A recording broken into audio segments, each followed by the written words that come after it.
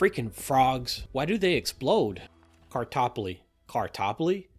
That is how you pronounce this name, correct? This is a free game with a really interesting mechanic. I wanted to make a video just to highlight how great this mechanic is. Although I'm always a little concerned when a free game shows up on Steam. Free could mean malware. And I don't think this game is malware. I did run a virus scan after playing and it came up clean. As far as I can tell, this game is a student project. The publisher is Jungle Game Lab, which, in their words, is a crucible for shaping the next generation of gaming pioneers. And I have to say, for a student project, Cartapli is very polished, but you should set your expectations for the length and depth of the game. This is a short experience, about 1 to 2 hours to complete. The game does open with the tutorial explaining how to play. For the purpose of this video, the tutorial is on the cutting room floor. A lot of games use a map like this: Poker Quest, Slay the Spire, Tape to Tape. I'll pick a route with the most reward and the least pain. Enemies broadcast their attacks with the red shaded lines. Their turn order is shown in the timeline at the top, and also by the numbers above their heads.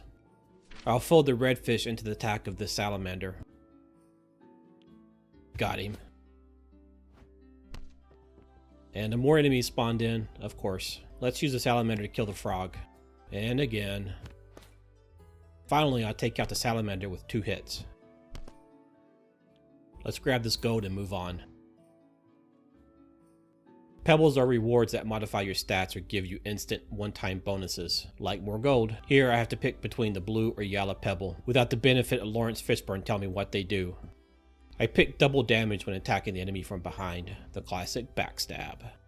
In this run, I did die. I didn't realize that the hippo would still hit me. The game is really good at putting you into tricky situations. You basically have to solve a puzzle across space and time to stay alive. Sometimes it becomes tricky to unwind the sequence of events to see if you'll survive. Right now, I'm in the attack area of this hippo, but I think the lizard will take out the hippo. It's hard to see because of the frogs. Let's pull the trigger and see what happens.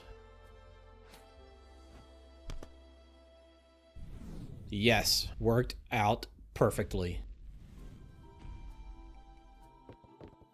Oh my god, this one's even tougher. Moving her up here behind these enemies should help. Okay, this looks safe. The lizard next to the fish will take out the fish. The other lizard isn't a threat. Damn it. Pay attention to the turn order.